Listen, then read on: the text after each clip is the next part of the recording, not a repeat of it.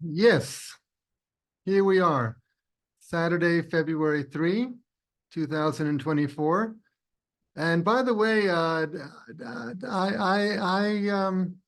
want to suggest another dating system. I think it's not ideal to date time from the birth of a god in one particular mythology, right? Jesus Christ. Uh, I suggest we date time from the first time humans went into space, which was a collective human achievement. I think 1961, isn't it? A Russian person circled the globe 3 times, and it's considered that escaped the bounds of gravity. So that's a baby step. That's like a baby standing up for the first time. So in that system, we're in the year 63 AS, after space. Anyway, that's where we are today. Okay, so story composition, making up stories. And yesterday we focused on material from your life story, from your experience. And we'll continue that a little bit today, and then we'll go into some creativity exercises to access material from your unconscious. So, I was raised in Midtown Manhattan. I think I mentioned my mother was involved with dance. My father was a playwright who wrote a number of plays, which sadly did not get produced. But he, for 42 years, he wrote for 17 magazine, which was a national magazine for young women. And he wrote about every rock star and every movie star in those years. He had lunch with every rock star and every movie star. And from 46 to 88, 42 years, with no union protection, just that people appreciated his work. And so part of his work was going to the theater 2 or 3 times a week, not to review a play, but just to keep track of who was acting and what, and keeping it in background for when he would interview the person. So I would often go with him. So I really learned about story from my father. I learned about storytelling and performance more from Laura, but I was first introduced to story by my father and William Shakespeare and the great playwrights of the time, the USA playwrights, Tennessee Williams, Eugene O'Neill, Arthur Miller, no relation. And I was sure I was going to be a playwright. What else? And I wrote a number of plays as a teenager.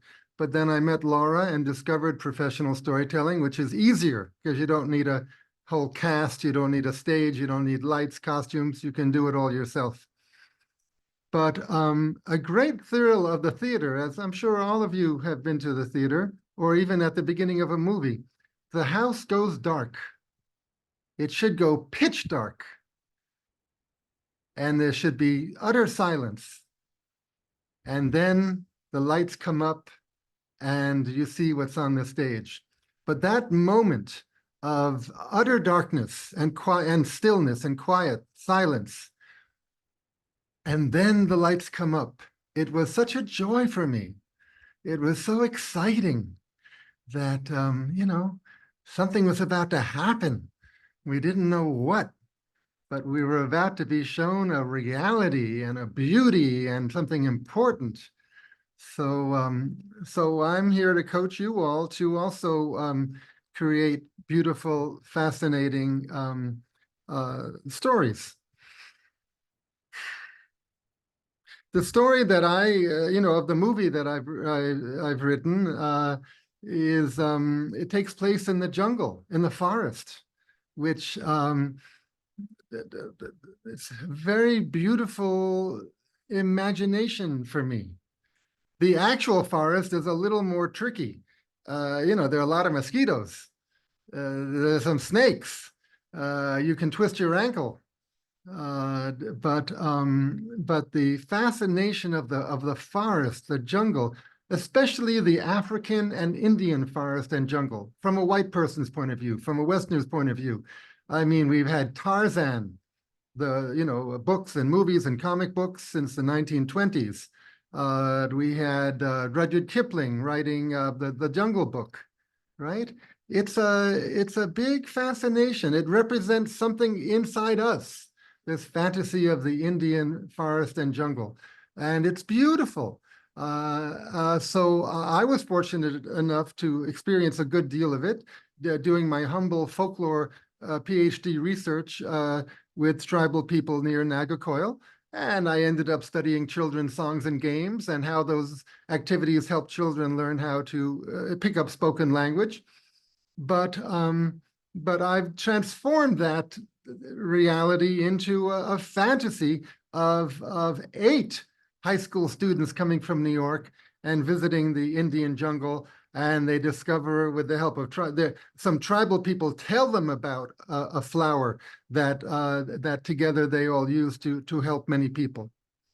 And the tribal people in the movie and in reality ascribe to Agasthyar, a Hindu holy person, Agasthyar, that he taught them about the medicinal uses of these flowers.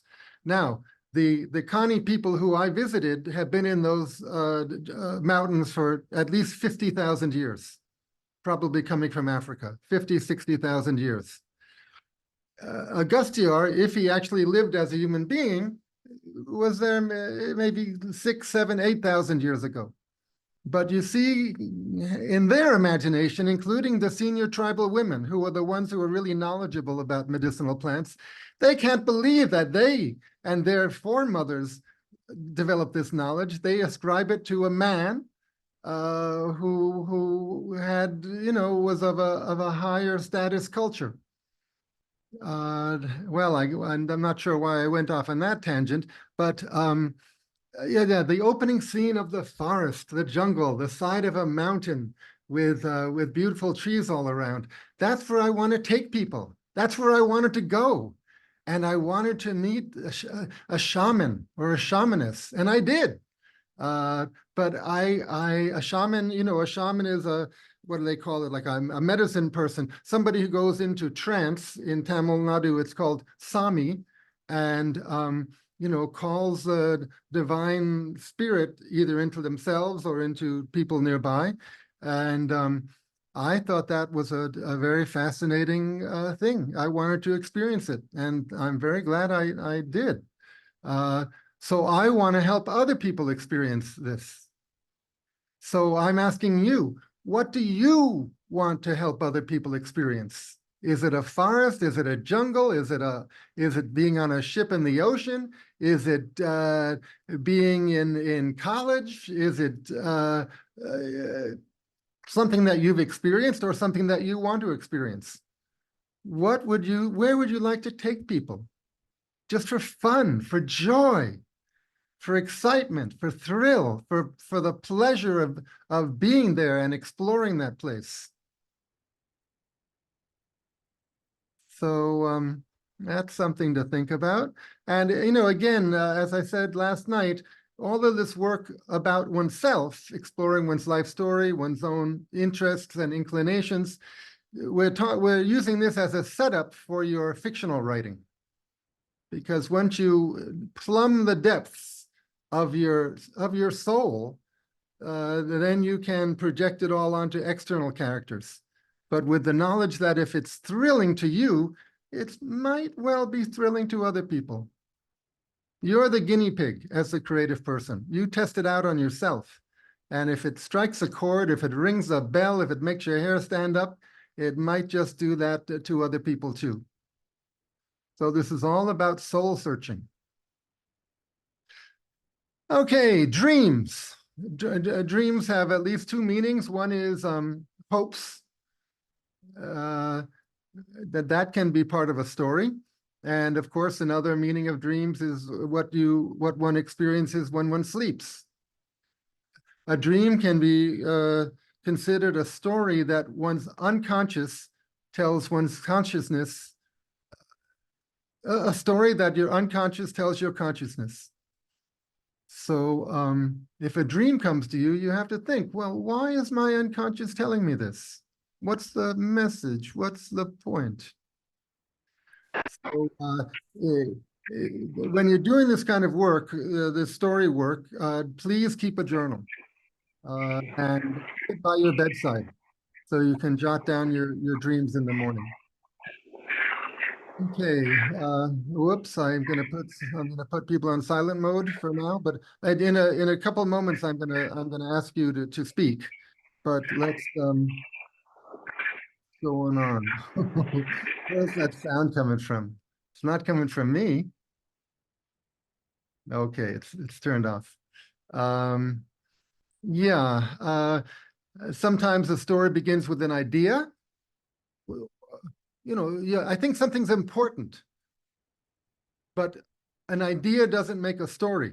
If you have an idea, you then have to create characters and situations where the idea gets manifested, played out. There's this great term, personification. If you have an idea in mind or an inclination in mind, you can create a character who is a personification of that quality. You know, what do you really believe? What is one of your core beliefs? You can create a character who really believes that, and you can create a character who opposes that, and let them fight it out. Let them, let them have a debate, and let them take action, and let's see what action happens. One good question is, what do you find irritating? What would you like to change? What should be changed? And what will happen if it doesn't get changed? Try to build it into a story. Let's see.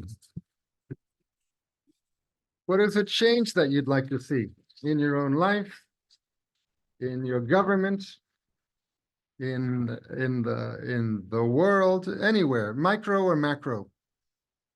What would you like to experience? Where would you like to go? Where would you like to, the sky's the limit because it's all in your imagination.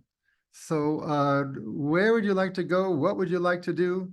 What challenge would you like to face? And then project it onto a character and set up the hopes and the dreams and the fears. Story is all about adventure and risk.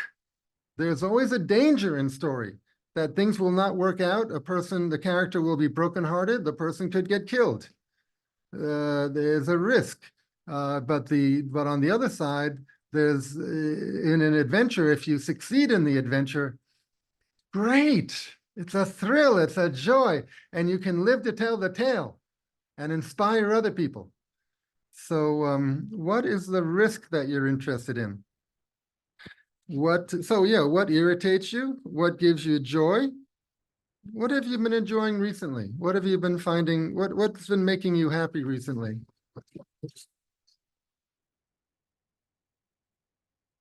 And most basically, what feelings are on your mind? You might just sit and write sometime, 10, 15 minutes, write about what's on your mind, what comes up in your mind again and again. You won't be able to share 80% of it with anybody because it'll be so embarrassing or painful that you wouldn't dream of showing it to anybody else. But get it out and then see if it can be grist for the mill of your creative process. So what feelings are on your mind? What thoughts are on your mind? A great practice is to write for 10, 20 minutes or however long you go, then go over it, read over it, and highlight the most interesting part of what you've written. And then write another 20 minutes about what you highlighted. That's the gateway. Okay, so what thoughts are on your mind? What feelings are on your mind? Thoughts about your career, your relationships, what relationships are helping you go forward, what relationships are pulling you back. Is your mind clear, or are you feeling such anxiety about something you can't even move ahead properly?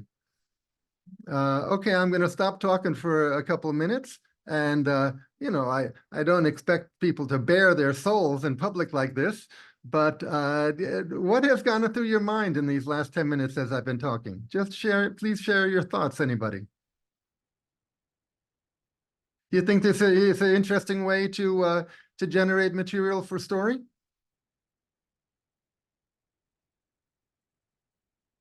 Anybody, please elaborate. Go ahead, Veena. Thank you, Eric. Once again, I can see a few familiar faces. Well, you said about risk. Generally, I write stories which are very pacifying and things like that. But your talk generated this memory of my boat capsizing in Bali once when we went, not boat, my canoe capsizing. And I know how to swim, but then when you're in the waters, as you said, take that risk. What was the risk? What is the change? What is this? Ooh, it was a real moment of, thrill, experience, fear. And then finally, when the boat, we screamed for some help, and somebody from the shore came and they pulled us onto their motorboat, and then we tipped the boat again. So yeah, that was a nice thrill story. I think I could work on it. What I want to do is connect that as much as you can to deeper, larger meanings. Okay. You were on an adventure. You were on a thrilling adventure in a very exotic place. But a dangerous situation. So, but you survived it. But what did it all mean? What did it mean that you were there in that exotic place doing a dangerous thing, but an exciting thing? What did it mean? What did it mean that the boat capsized? What did it mean that you were rescued? What are the deepest feelings and ideas that the whole experience raised in you? And how does it connect to the rest of your life?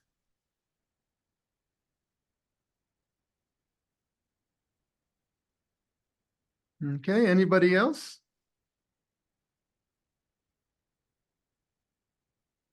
Sarah.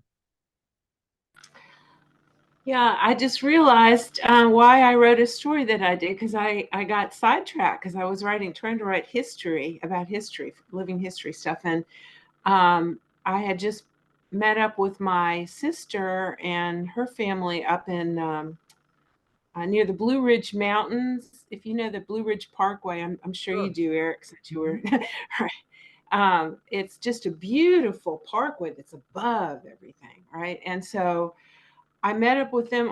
I only got to spend a few hours with them, but then on the way back, I thought I want to get away from it all, because the interstate was the highways were so bad. I got up on the parkway and it was beautiful up there. So, and you're talking about, beautiful place. Well, then there was this story that was just demanding to be told, that just popped into my mind from that experience. I mean, I had to stay somewhere along the way, and all of the experiences that I had, I tied together in a story called "The Legend of Mile Marker 1225," which is around the Christmas holidays. Well, everybody loved it. I mean, it was a hit with my friends and family, and I put it on YouTube, and so that, and I never would have written that, except that I just love that experience. Can you talk about how and why that story was demanding to be told out of you?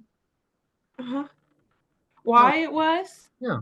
It started out that it was just a beautiful place. Mm-hmm. Then it turned into the meaning of Christmas.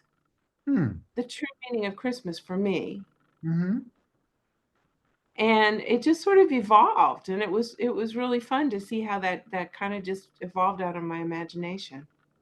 Meaning of Christmas, of something new coming into the world, the heart of winter, but spring is on the way. The divine, a divinity is on the way. Is that? Well, no, it was actually about a family. Yeah, well, Christmas is associated with family gathering. Mm-hmm. Yeah, it was about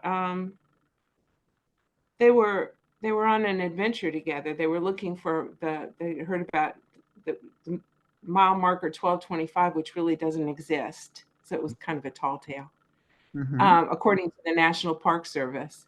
But it was a place that people reported that all of a sudden their cars would be full of gifts when they pulled into the area, the picnic area.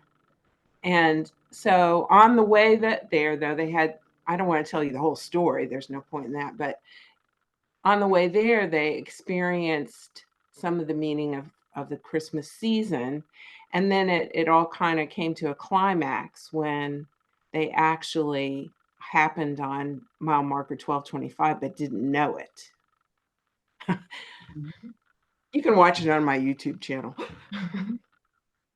Oh, by the way, I'm going to put into the chat section right now the links both to the page about this workshop and the links to the 3 stories that I'm focusing on. Let's see. There we go. There, it's there. Whoops, did I send it to everyone?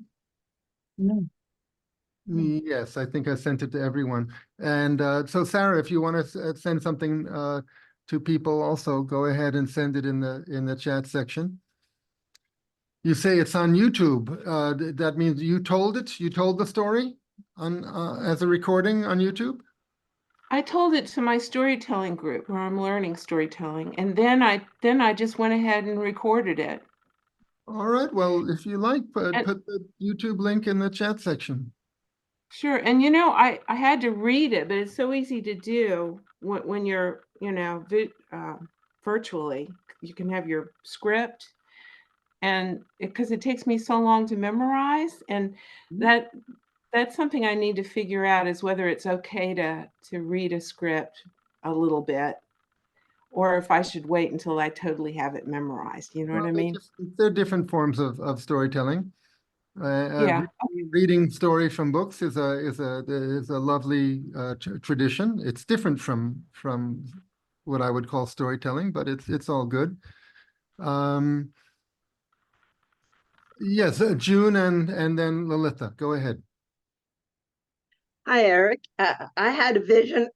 I'm 81 years old, and I've always been attached either to my mother, my husband, or my children. I've never had a day I've had by myself, so to speak.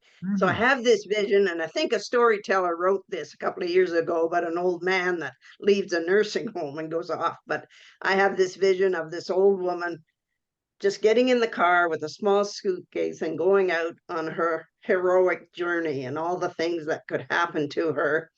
And it's not forever. It's just she's sort of escaping and trying to find her own wings for maybe 6 weeks or something, because she still loves her family. She's coming back, but just what it would feel like to be alone with no responsibility to anybody. Wonderful. That's a wonderful fantasy. And it's good if it comes true. Okay, Lalitha? You have to turn mic on.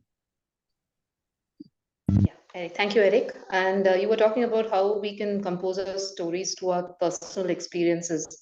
And you were talking about feelings, strong feelings, feelings of anxiousness, feelings of fear. And I would like to share a simple, small personal incident which I would develop into a story. Actually, I have narrated a few personal stories, but this incident left a very lasting impact.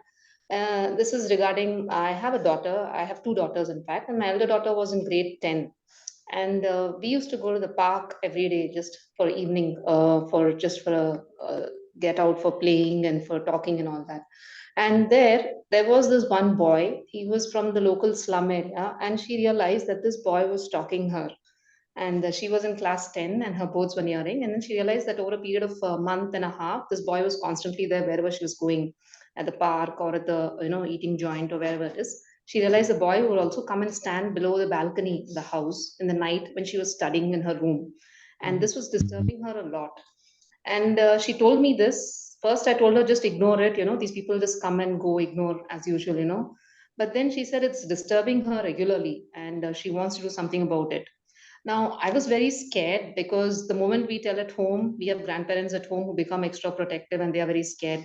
Then we have a father who might say, just don't go out at all, to stop going to the park. And that also is a very bad thing. So I told her, okay, fine, I will talk to this boy.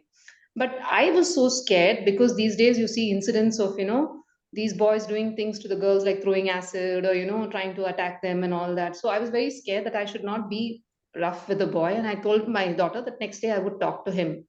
And I wanted to talk to him in a very gentle manner. But somewhere when I entered the park, the boy saw me coming with my daughter. And when I moved in one direction, he moved in the other direction. He tried to dodge me. And that triggered a real anger within me. The person who was so scared, who had so many fears, who thought all these effects, the daughter should not be harmed, the boy should not later do anything to her. I got so angry, and I don't know from where I got the courage. I just ran up to the boy right in the middle of the park and I shouted at him. And I just asked him, what do you think of yourself? Who are you? Where are you from? What are you doing? And because I was doing that, all the people in the park, most of them I know because we are regular in the park, they surrounded, they got hold of the boy and they had got his address and they warned him. And it was such a moment for me. My daughter still doesn't forget that incident because she's like, Mom, you are my hero that day. So I really feel, this was my moment and I want to develop into a story. I've always told you a whole story. Wonderful. These are some So experiences. this anecdote, this story is it's a personal experience, but it also involves big social issues. The patriarchy, which I'm dedicated to reforming. Yes. And somewhere where the fear turns into courage. We all think Yes. something about ourselves, but somewhere the hidden. Yes, yes. Yes. Now, a story can be a model of the past. It could be a model for the future. It can be an inspiration, or it can be a warning. That if characters do such and such, and not wisely, and they come to ruination, that's a warning story. So can be an inspiration, can be a warning, but most of all, if you're going to compose or communicate a story, you have to feel strong. You have to feel, you know something, you believe something, and you want to show and tell people something. If one is totally depressed and broken up, crushed, you can't tell any stories because you don't have the confidence in yourself to give anybody guidance. So to tell a story, well, of course, just to get out of bed, it's an act of will and strength and life, and sometimes we all don't have it. And when we don't have it, we've got to be nurtured through it, and hopefully we'll have it again. A couple weeks from now, on Friday the 16th, that session will be especially dedicated to stories by you, both real life experiences and stories that you've made up, and stories that you've fictionalized out of experiences, and also your favorite stories, from your favorite movies or novels or teleserials. But that will be your story day, Friday the 16th. Okay, I want to move into some creativity work because, as I say, it's good to search one's soul, but that's it's also good to welcome, to try to open the door, open the window, and invite material to come up from your unconscious, where you're in a less powerful position because you want to be informed from your own unconscious. So one activity is called active imagination. It was developed first by Carl Jung over 100 years ago. And what it is my version of it is imagine you're walking through a forest and then you come to the beach. And there's a small rowboat at the water's edge, and you climb into the rowboat and row out a little bit. And it's a nice, calm, sunny day. And I think it's a good idea to see it in your mind's eye and decide what is the color of the ocean that day. Is it a pure blue? Is it a kind of greenish blue? Everybody get a sense of it in your own imagination. And if you do happen to have a pen and paper nearby, that'll be useful for what we're going to do in the next 20 minutes. So yeah, see the ocean. I'm always happy when I see a pure blue body of water. I don't really care for the greenish tint. But okay, so you're out there, and you see the ocean is representing your unconscious, your imagination. It's an ocean. And what you do is you look over the side of the boat, you look down, down, down into that beautiful, clear, cool water, and you say, oh, my imagination, oh, my unconscious. At night, sometimes you send a dream up to me for me to learn from the dream. Now I'm asking you to send an image or an object, an image of an object. An image is a kind of visual two-dimensional, an object is three-dimensional. Please send me an image or an object from the depths of myself, of the depths of you, my imagination, my unconscious, something I can learn from, maybe something I can use in a story. So please send something up. And then I should stop talking for a little bit and let you see what comes up. And whatever comes up, if it's interesting, hold on to it. If it's not interesting, let it go and wait for something else. If a living being comes up, a fish or a turtle, that's okay too. Or any sentient being, that's okay. But the original classic version of this activity is to invite an object up, and as soon as the object comes, you personify it. You pretend it can speak and hear in Tamil, Hindi, English, any language, and you say, hello, thank you for coming. And you have a little conversation with that object turned character. You can ask it something, or tell it something, or maybe it wants to ask you something or tell you something. So give it a shot. I'll do my best to stop talking for a few seconds. You might want to close your eyes or look off into the distance and just look down, down, down, and ask your imagination to send something up that you can learn from.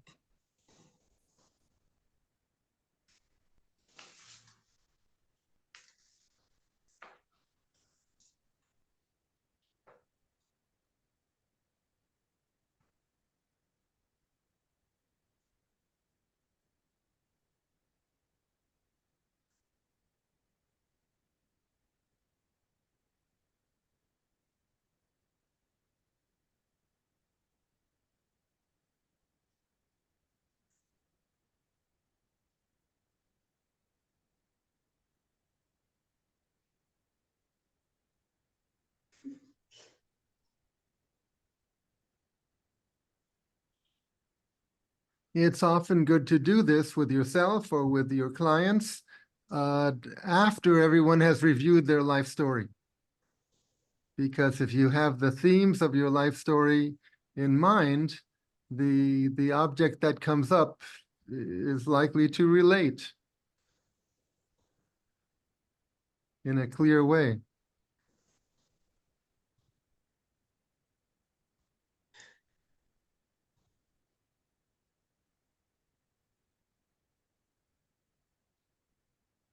All right, will anyone share? Does anyone want to say, even if you have your camera turned off, you can call out, or you can even write it in the chat section. Yes, Deepa, what came up?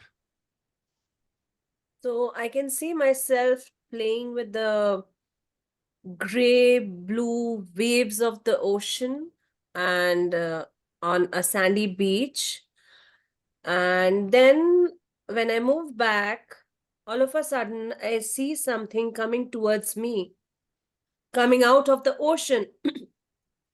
It's a small decorated box with bright colorful jewels, Hmm. which rolls out of the waves. Mm-hmm. And then when it comes out, I just look here and there, and all of a sudden I see that the box opens up and a red ruby rolls out on the sand. Hmm. And for some time, maybe I'm distracted. And when I turn back to see where the jewel is, I'm calling my daughter where the jewel is to show her what it is there. And then I see there's no jewel, there's no box. Instead, there is a small baby. Hmm. Uh, and the baby is crying. And the moment I turn back again to call my daughter, it's like it's a child, a 5, 6 year old child. Hmm. Yeah, and this is what I could imagine till now. Wonderful. So then what you want to do is journal about this, write down what happened, what you saw, and write down all of your feelings and thoughts, your associations with every step of that, and just see what it's all related to. So you're doing your own unique version of active imagination, in that instead of a boat, you're just at the seashore, and something comes up out of the waves. That's fine too. There's there are many ways to use these metaphors of the ocean as a source of your unconscious. All right, fine. Anyone else want to share what came up?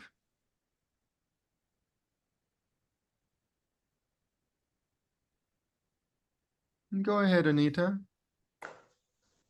Hi, like Deepa said, I walked to this beach and there was this rowboat. I sat on it and I pushed it into the sea first. And the sea was, until then it was turquoise and greenish blue. But as I got inside the boat and I started rowing, it turned dark blue. The waves were coming and my boat was bobbing on the waves. I do not know swimming, but I strangely felt very calm. I was not at all afraid. And I rowed it to an area where there was no waves. And as I looked down, I could see a girl's face. Not very clear, not not too old, not too young, cannot determine the age. At times I thought, does she look like me, like I was a child? But I don't know, I'm not sure. And I couldn't see her upper body, but the lower body was like grayish blue scales, like a mermaid. Hmm. And I said hello. I asked her if she wanted to come up, but then she did not reply. She stayed under the waves and kept staring at me. She did not take her eyes off my face, but she had a kind expression. She was not afraid or angry or anything. Yeah, that's what I saw. Great. Very rich material.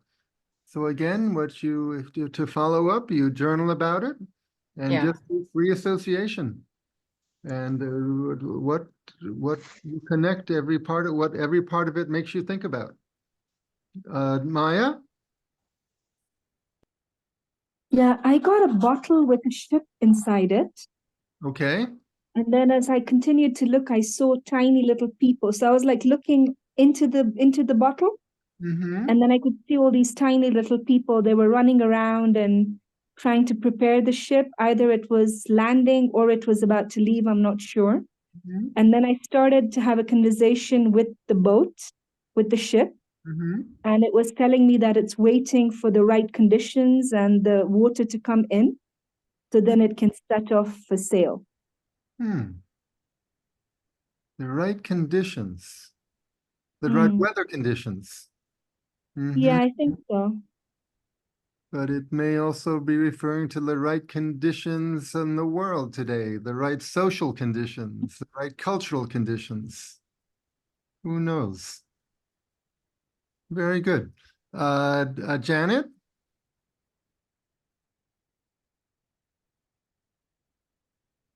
Janet? When I came to the beach and saw the rowboat, I got in the boat, but I didn't row. I just let it drift. It was so calm that it would just barely drift and stay Uh-huh. close. It was close to the shore, so I felt quite safe. The water was a beautiful light blue, slightly turquoise.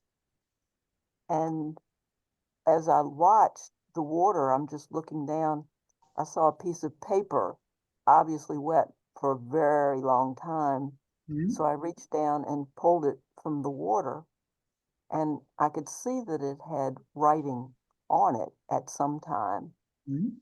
saying, what is on this paper and what little bit of someone's history might be on this paper. So I was trying to determine that. I'm very interested in our own personal genealogy and history and such. And Mhm. if I find a tidbit like that, I feel like it's important to somebody, possibly. Mhm. Okay, very good. One more, Annika.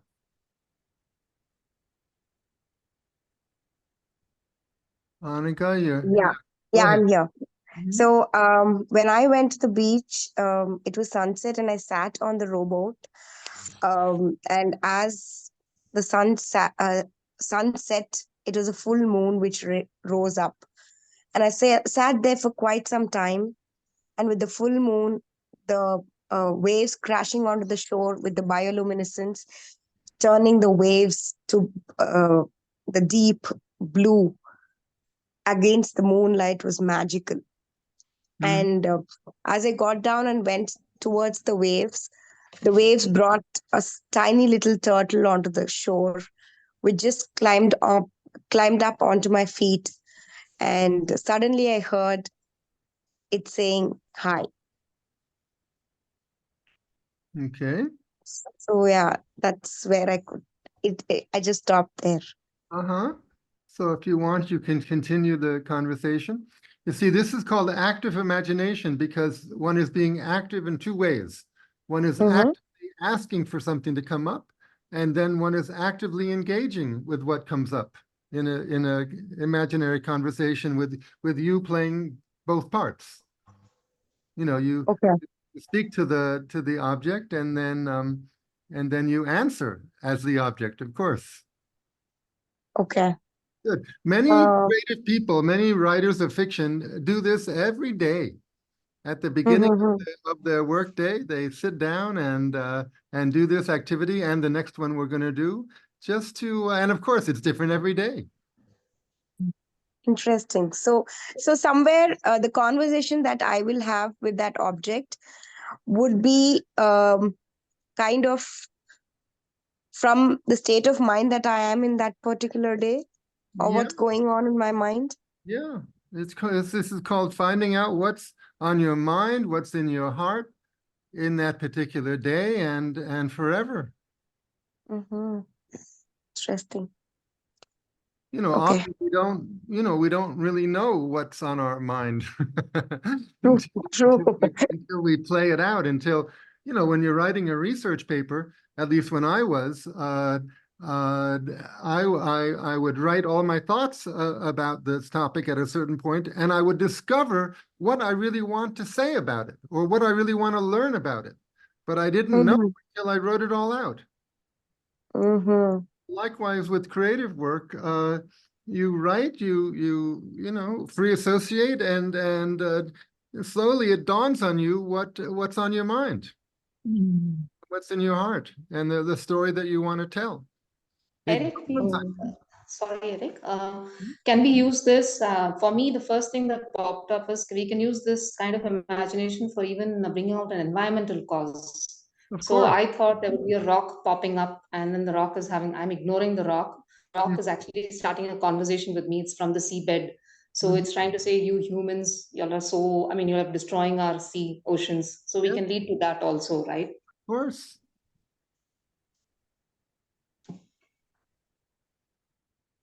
You know, there's an ancient tradition in many cultures that dreams come from the divine. And in general, we are inspired and led by the divine. The modern psychology point of view is that it's all coming from the unconscious and from early childhood experiences and according to Carl Jung, the collective unconscious. Freud was more focused on early childhood experiences in the nuclear family. Carl Jung, who broke with Freud, they really had a angry dispute because Carl Jung said it's not just early childhood experiences. Each individual carries within them, knowledge of a whole culture, of many cultures, and this is part of their imagination and process and healing process.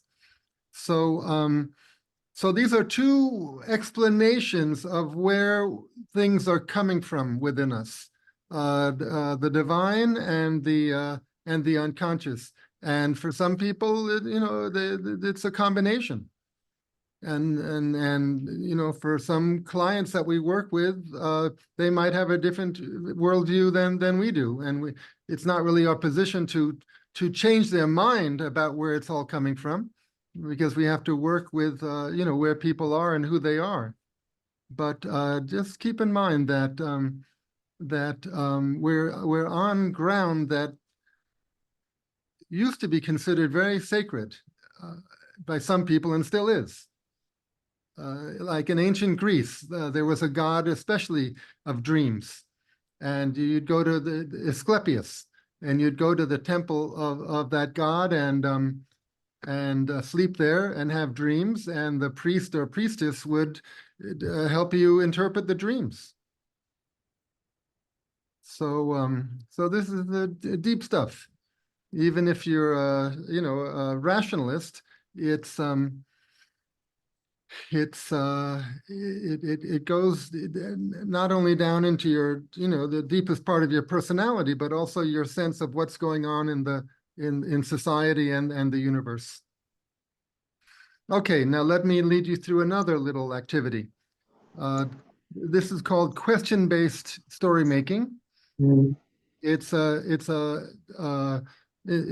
development. It's an evolution from six-part story making. Six-part story making has especially been used in the field of psychology. The client makes up the story, and then the therapist looks at the story and learns about what's going on in the client and how healing can be related to all this. But I interviewed, I can send you the link. I interviewed the lady who really, she was the lead inventor, developer of the six-part method, and she and I agreed that we shouldn't be limited to 6 questions. And I have a few modifications on it. So I'm going to lead you through the modified version, which we agreed should be called question-based story making. And here it is. So imagine an outdoor scene. It can be in the countryside, it can be in a city, it can be in a park, it can be on a beach, it can be on a ship, anywhere, outdoors. And it's daytime. So imagine, is it a sunny day? Is it a cloudy day? Is it very hot? Is it not so hot? Is the air still? Is the air windy? What's the atmosphere? Are there gray clouds? Are there white clouds? Are there no clouds? And, of course, there's no right or wrong here. It's just by your whim, by your feeling. Okay, so what's the atmosphere? And okay, so you have a scene, you have the air. I guess you also would be aware if there are any birds flying around. If there are trees, or again, if it's a city, there's, well, what are the sounds? Are there any sounds? If it's a city, there might be car sounds. If it's the countryside, there might be bird sounds. So you're setting the scene here, and now see if some person or persons or animals step into the scene? Are there any characters there? Human, animal, or other? It can be one individual, or it can be more than one, can be a group. Who appears? And it should not be you. It can be somebody like you, but it's not you exactly. So see if someone appears, and if they appear, what are they doing? Are they just standing still? Are they, I'm using the term they, even though they is a plural pronoun, but it's become the usage now to refer to individuals as they, right? Grammatically, I don't care for it, but it makes sense to use it sometimes. Okay, so that character is there, and oh, see how the character is moving. If the character is walking, you know, what's the body language? Is the character confident, calm, anxious, herky-jerky? What's their movement style? And how is the character dressed? What is the character's hair like? And is the character carrying anything, holding anything? Is the character talking into a mobile phone? Is the character looking around? And zoom in and look at the character's face. One of the characters, if you have multiple characters, okay, but zoom in especially at the face of one of the characters. And so you'll get a sense of how the character feels, you know, especially the mouth on a face and the eyes. That's where the feelings are expressed. You know, we have the cliche that a mouth with the upward on the sides is smiling and downwards is sad. So, you know, well, is it some combination of the two? Is the character bored? Is the character excited? What seems to be the feeling of the character? And if you perceive some sort of expression, some sort of feeling, you might ask yourself, or you might ask the character, why do they feel that way? Did they just come from some place where something happened? Are they on their way to some place where something might happen? What are they, do they want anything? Do they want to go any place? Do they want to do anything? And it can be as small as going to a shop to buy a chocolate bar, or going to college, or becoming president of the United Nations. Anything, big or small. What is the character? Does the character seem to want anything?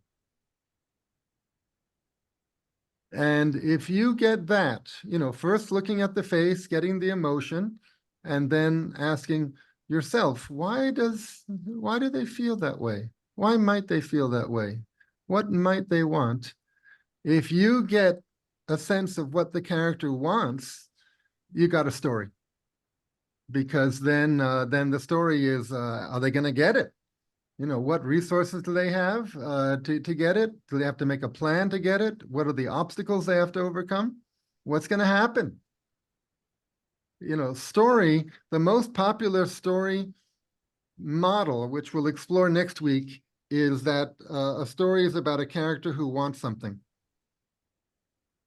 And then the story is, what happens? Do they get it? Do they not get it? Do they get it in some different way than what they expected? So so that's a little fantasy play. So that's question-based story making.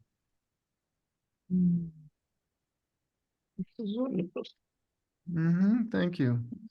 Alida Gersie is the name of the lady, a British drama therapist.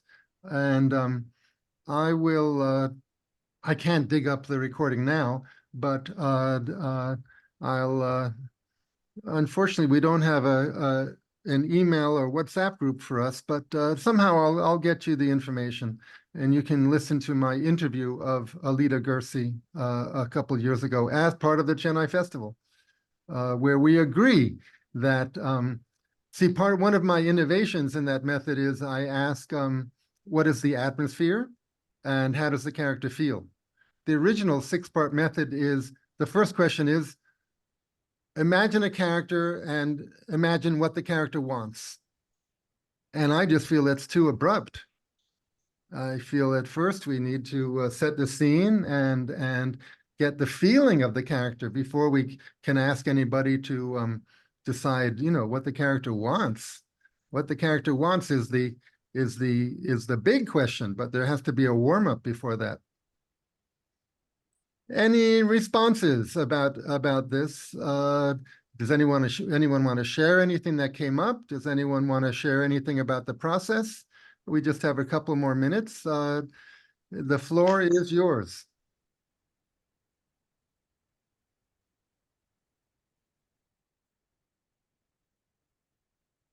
You'll notice I don't ask for questions or comments. I ask, what has crossed your mind in the last few minutes that you're able to share?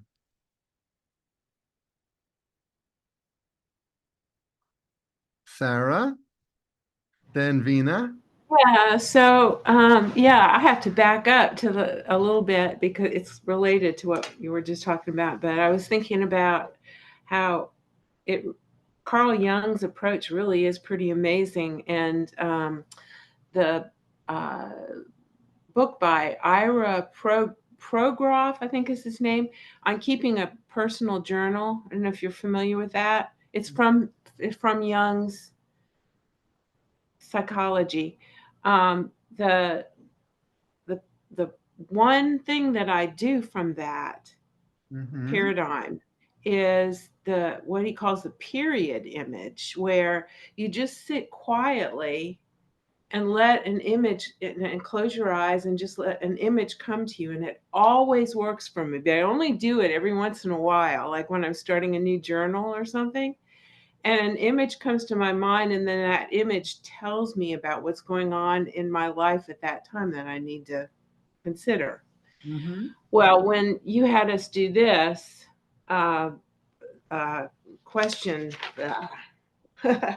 question-based exercise here, I just went right to my backyard. But what was weird is what came up for me was a crow. A crow came and it was like interacting with my dog. There's not much you can do with that in terms of a story, I guess, unless you spend a lot of time, which I might someday. But the idea of the crow interacting with the dog. Yeah, and then it just reminded me of an unfinished business I had in my mind about encountering a crow in a place where I thought the crow was almost trying to warn me to go away. It was a campground I was considering camping at. Here in India, crows are associated with one's deceased relatives. Yeah. Well, so are cardinals. Yeah. Yeah, so I could do something with that. But yeah, so that was a stream of consciousness there. Great, Maybe you didn't want all that. I have quickly found the link to my interview with Alida Gersie. It's in the chat section.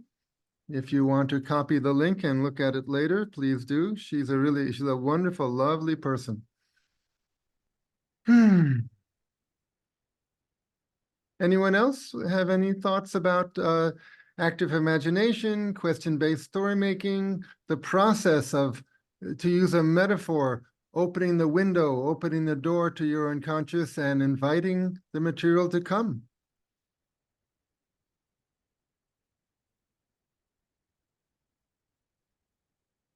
It's a different approach from our previous approach of looking at your life experience, your life story, and examining that and then fictionalizing that. This is a different way, but it's all good. and often we do them in combination. I think many stories are made up based on ideas. Ideas come first. You know, that something is irritating, something has to be changed, and then a story comes up out of it. Sometimes. But a story, you know, it can begin with, you know, absolutely anything. A vision of a landscape, a vision of somebody walking in a certain way.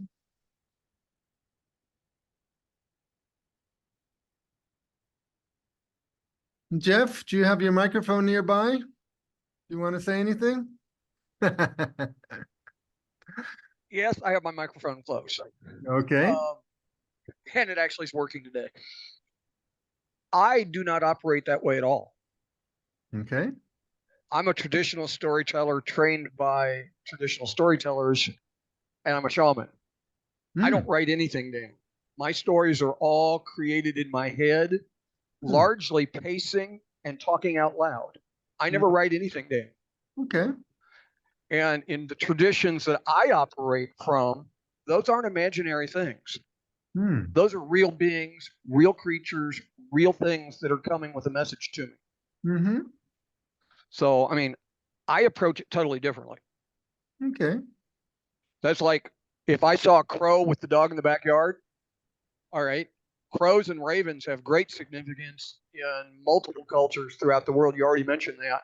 But like here in the States, raven and crow are almost interchangeable as the trickster. The same as coyote in Native American beliefs. So I'd be looking at what message, what lesson, what is that crow there to teach me? And from a modern scientific point of view, we know now that crows are extremely intelligent. They recognize individuals. They remember dangerous places. So if you see a crow at a campsite that's warning you to stay away, you might want to heed it. There's a possibility there's something there. But my stories are always crafted, and I guess there's an idea, but there's also, from a bardic sense, we believe stories are living things.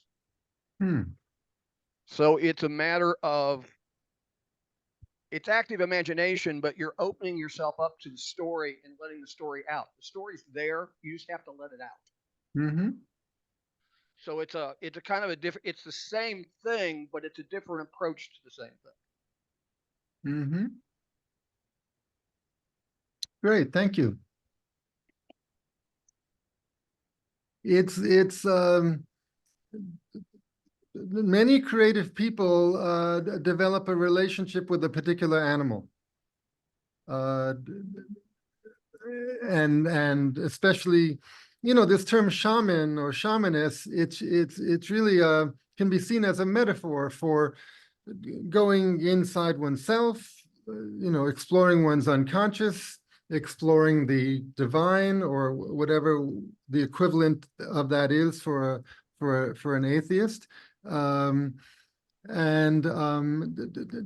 times a creative person like myself, I am an atheist. I have no knowledge or experience with any divine, but I've always been fascinated by shamans and shamanesses because of the role of going into the unconscious and connecting with the universe. Well, and there's a misconception with shamanism. Go ahead. That it's a religious thing. Shamanism isn't necessarily a religion or a religious activity. It's more along the lines of Zen. Shamanism is a way of looking at the universe. You can be a Jewish shaman, you can be a Christian shaman, you can be a Hindu shaman, you can be anybody can be a shaman. The same. Can I be an atheist shaman? You can be an atheist shaman. All right. As long as you connect with the world around you, you're basically a shaman. So I would say shaman is more of a spiritual thing than it is a religious thing. Okay. So what I was saying is that in societies, many tribal societies where there is this role of a shaman, often they go through a crisis in their teens or 20s, where the life as it's being lived in the village doesn't make sense to them, and they often go off into the wilderness and go on a walkabout, go on a journey, and sometimes they imagine that they're devoured by a bear or a tiger, and then somehow they become a bear or a tiger, or somehow that bear or tiger becomes their spirit animal. So it involves sometimes a sense of being devoured and torn to shreds and destroyed, but then being reborn in a new shape with a new name. So when those people come back out of the forest, back to the village, they're different. And then they're ready to be a shaman for the other people in the village, and that means helping them. See, with the tribal people I visited near Nagercoil, a senior lady who was a shaman, women would come to her and ask her, well, why is my husband drinking so much? How can I help my son pass his exam? And Rajamal, that's her name, would play a little musical instrument, which was two pieces of metal, scratch them together, and sing a little bit, and she'd go into it, and then she'd speak as one of the local divine figures, and give some advice to the lady who'd come to her.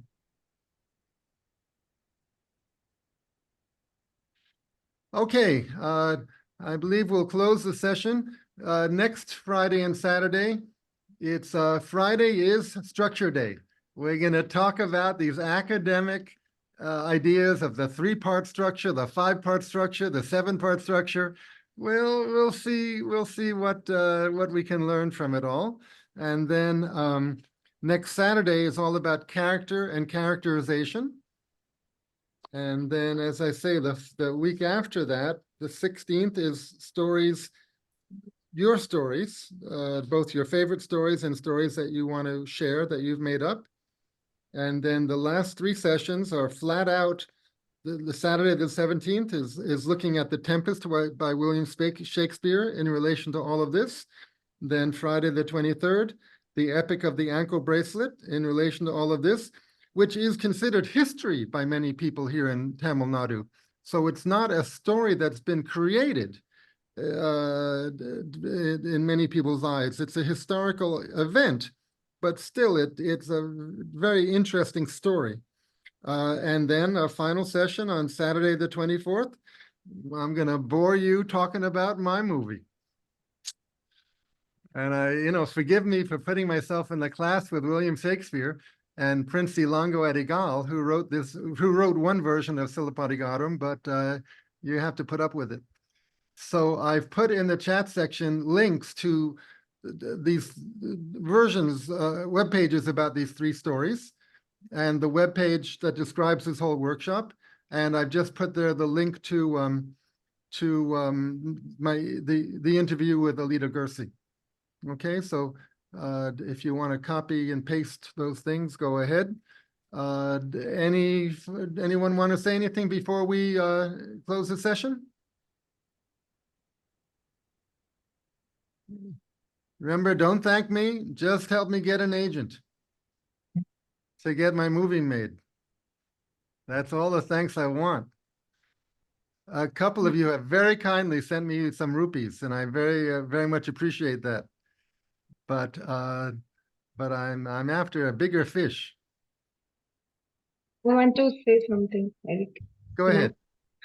Yeah, actually, when you asked us to draw something, I mean, you see something on the seashore when we are going in a rowboat, that, then incidentally, I could see a conch, like in Hinduism, actually, Panchajanya is like a blowing when you start something to do in a big way. So I got my imaginary mind that I got it on the seashore when I was crossing on the rowboat only, but I stopped and I took that and I started talking to it like how can I use you? Then it says, you blow me, start your journey, kind of thing. Happened. It is because last week actually I had some situation happened with me, which I was not comfortable with. One Facebook friend who is a writer, and since 4 years we were friends, and he came to my house, had lunch, everything. But last week when he talked to me, was little uncomfortable, and personal favors in the physical way, something nonsense he spoke to me, so which was not comfortable. I wanted to share that. I thought at that moment on Facebook, I wanted to write some stories related to this cyber or social media advantages, I mean, how they are using in a different way, people. There is no age barrier, nothing to talk nonsense with women. That made me think like that. So again, getting this Panchajanya in front of my eyes made me that you need to work upon, but go ahead and do what you wanted to tell the world about your experiences, which can help somebody. We don't know. Yes, I know that conch is it's related to the divine here in India, and many elements of nature are related, and many divine figures have animals related to them, and of course the pulli, the little lizards. You know, when they make a sound, that's interpreted as some kind of divine affirmative or negative message. So, so the animal world and the sacred world are very related in many traditional cultures. Okay, shall we say good night and good morning? Thank you. Thank you, Eric. Thank you. Thank you very much. See you next week. Send me an email if if you want. Please send me an email. I will reply. Sure, Eric. We know that. You're very prompt with your emails. Thank you. Thank you. Thank you.